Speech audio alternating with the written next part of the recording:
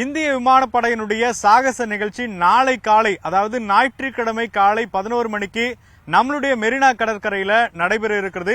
இதற்காக ஒரு பிரம்மாண்டமான ஏற்பாடு தற்பொழுது விமானப்படையினுடைய சார்பிலும் அதே போல காவல்துறையின் சார்பிலும் தற்போது மெரினா கடற்கரையில செய்யப்பட்டிருக்கக்கூடிய காட்சிகளை நம்மளுடைய ஒளிப்பதிவாளர் ஜாஃபர் நேரடியாக காண்பித்துக் கொண்டிருக்கிறார். குறிப்பாக தற்பொழுது பொதுமக்களுடைய பாதுகாப்பு கருதி பல்வேறு பேரிகார்டுகள், குறிப்பாக ஒரு குரூப்பா வந்து மக்கள் வந்து ரொம்ப சிக்கல்ல மாட்டிக்கொள்ள கூடாது, பெருமளவுல கூட்டம் வரும்பொழுது அவர்கள் பாதிக்கப்படக்கூடாது என்பதற்காக தனித்தனியா வந்து ஒரு பேரிகார்டு ரேக்குகள் வந்து அமைக்கப்பட்டிருக்கிறது. இதுல வந்து ஒரு ரேக்ல ஒரு 1000 பேர் இருக்காங்க அப்படின்னா பல்வேறு பகுதிகளில் இது போன்ற பாதுகாப்பு ஏற்பாடுகள் செய்யப்பட்டிருக்கிறது. நாளைய தினத்தை பொறுத்தளவிற்கு கிட்டத்தட்ட ஒரு 10,000த்திற்கும் மேற்பட்ட போலீசார், குறிப்பாக ஊர்காவல் படையினர் என்று ஏராளமானோர் இந்த பாதுகாப்பு பணியில ஈடுபட இருக்கிறாங்க.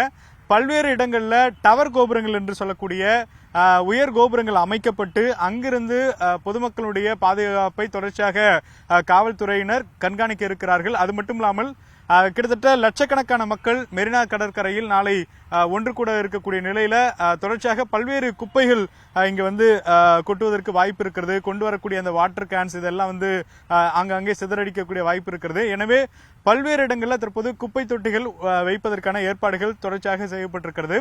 இது மட்டுமில்லாமல் விவிஐபி கேலரி என்று சொல்லக்கூடிய ஒரு பிரம்மாண்டமான அரங்கம் வந்து அமைக்கப்பட்டிருக்கிறது. அந்த பகுதியில் தமிழ்நாடு முதலமைச்சர், அதே போல பாதுகாப்புத்துறை அமைச்சர் உள்ளிட்டோர் இந்த கேலரியில் அமர்ந்திருப்பார்கள்.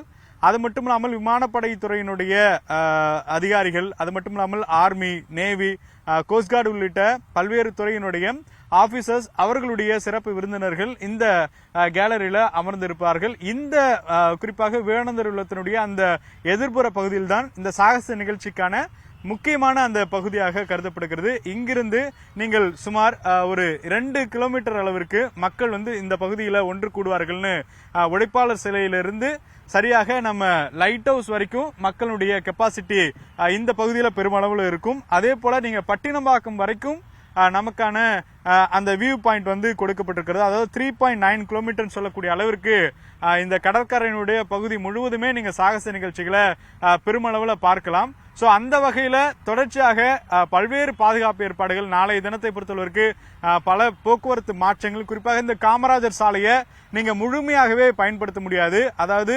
விவிஐபி அவங்களுடைய ப்ளூ பாஸ் இருக்கிறவங்க மட்டும்தான், நீல நிற அந்த அடையாள அட்டை இருக்கிறவங்களுக்கு மட்டும்தான் இந்த பகுதி, அதாவது காமராஜர் சாலையை வந்து நம்மளால பயன்படுத்த முடியும். மற்றபடி இங்க எப்படி நமக்கு காணும் உங்களுக்கு ஒரு பிரம்மாண்ட கூட்டம் இருக்குமோ அதை விட 3 மடங்கு நாளைக்கு மக்களுடைய கூட்டம் இருக்கும்னு சொல்லி குறிப்பாக விமானப்படைத்துறை அதிகாரிகள் தெரிவிக்கிறாங்க.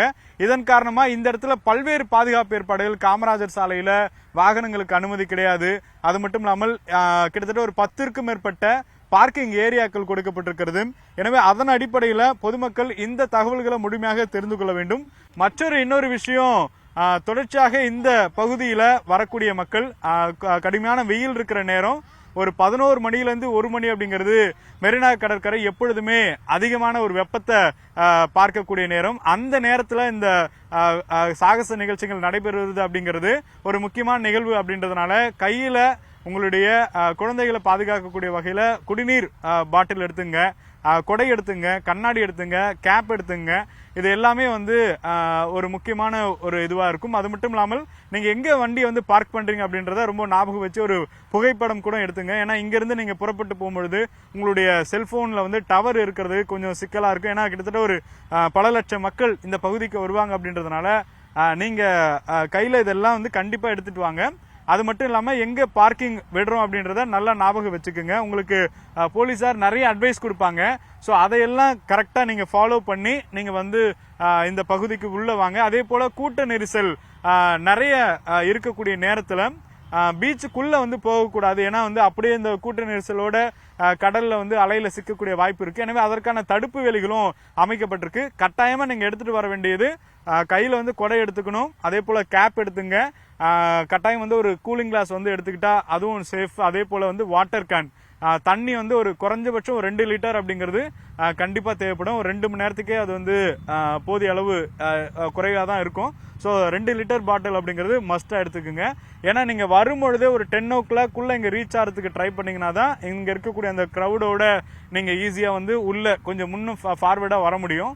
ஸோ இதெல்லாம் வந்து கணக்கு பண்ணி கரெக்டாக நீங்கள் திட்டமிட்டு நீங்கள் வரணும். அதே போல் உங்களுக்கு அடுத்த செய்தியாக எப்படி வந்து இந்த பகுதிக்குள்ளே வர முடியும், எங்கெல்லாம் ரூட் பிளாக் அப்படின்றத அடுத்த செய்தியில் உங்களுக்கு முழுமையாக நான் சொல்கிறேன். ஒளிப்பதிவாளர் ஜாஃபருடன் வேல்முருகன், நியூஸ் 18 தமிழ்நாடு.